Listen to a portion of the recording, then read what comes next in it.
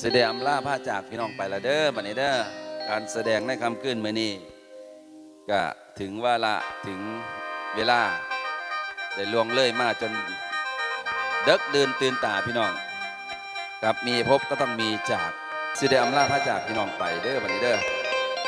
โอ้ยสมพอเสียงบ่ม่วนนั่น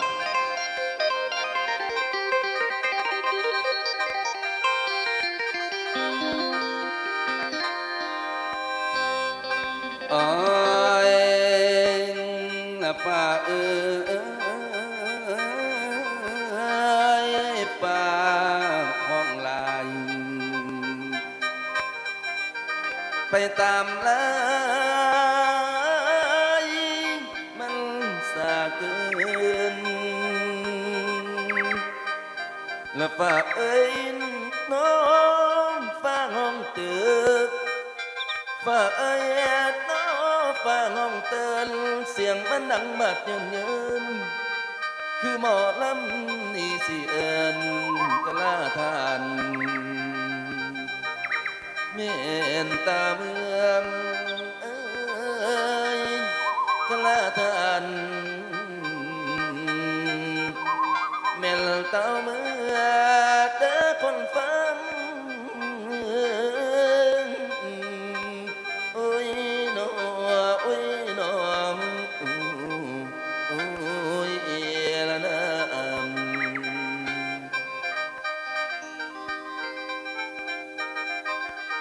แล้วมาบัดนี้พี่น้องเอ๋ยมันนักสมควรแล้วแนวใดสิ้นสุอย่างทั้งสัตตาผู้แต่งสร้างบุญสิได้ต่อต้านกองบุญท่านสิโยดเย็นถวายยืนมืออื่นเศร้าจากนั้นเขาดอกแต่งภาพส่วนละตัวลูกค้าผู้มาแอวลำฉลอมตามทำนองหมอลำตามทำนองหมอลำที่คำแรงโน่จนแจงบัดนี้แสงท้องขึ้นอารุณโตเป็นมือใหม่ลำสิได้จากทานสิลางานมันสั่งแฟนแสนสิทุกข์ยากแค้นลำบากทรกรรม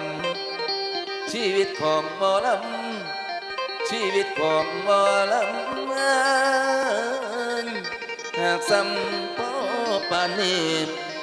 เมื่อเต็มที่เอาเหลือล้นย้อนความจนมันมาพามวาสนาผู้ขาดพอสำนีเป็นนิทานผู้ฟัง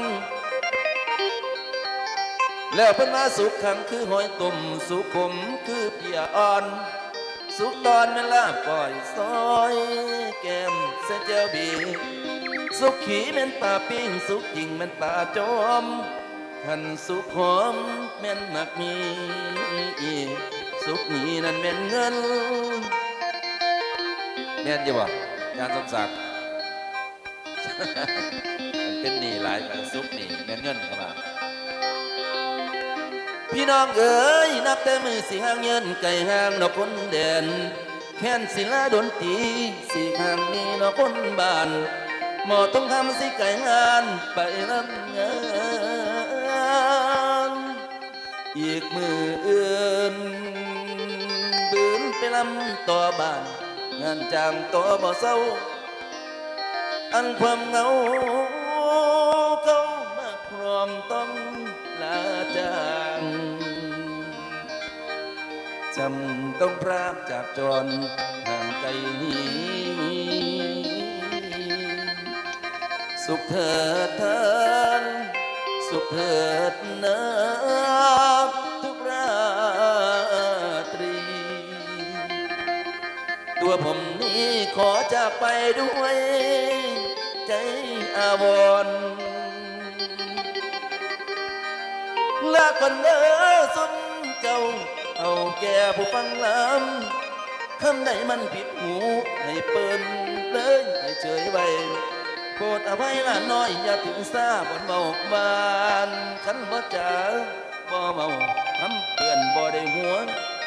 ลาทั้งจัวเน้นพร้อมสังกะลี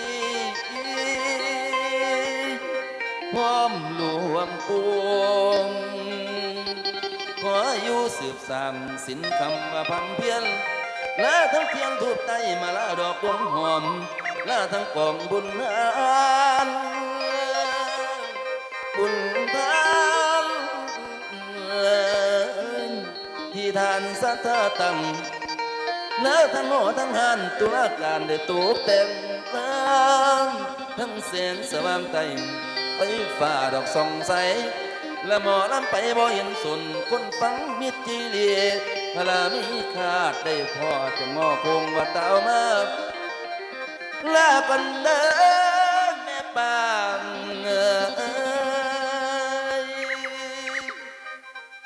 ลากันเด้อแม่ป่าเด้อลากันเด้อแม่ป่าเจ้าจะด่าพอลุงหลายอย่าละอย่าด่าเล่าหลายพอลุงเรากินเหล้าเมากูมือกูเว้นให้เรากินเนี่ยจังน้อยเราก็ตายหรอกเอามาเป็นดาเนี่ยนะอันนั้นดึงเนี่ยนะนิ้วลากันเด้อแม่ป่าเจ้าจะด่าพอลุงหลายลาก่อนเดือขึ้นยายอย่าจมลายหลานหน่อยให้คอยอ้อยหลานหลาน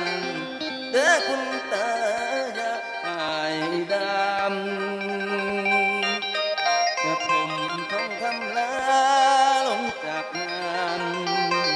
ผู้ฟังทานให้อยู่ดี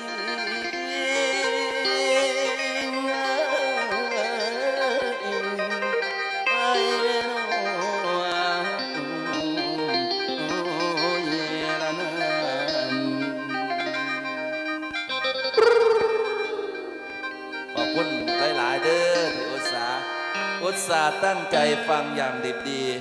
ขอบพระคุณมากๆครับอย่าลืมกดไลค์กดแชร์เด้อพี่น้องเด้อเทปนี้ขอลากันไปก่อนครับพี่น้องครับจังพอกันเทปหน้าครับผมสวัสดีครับ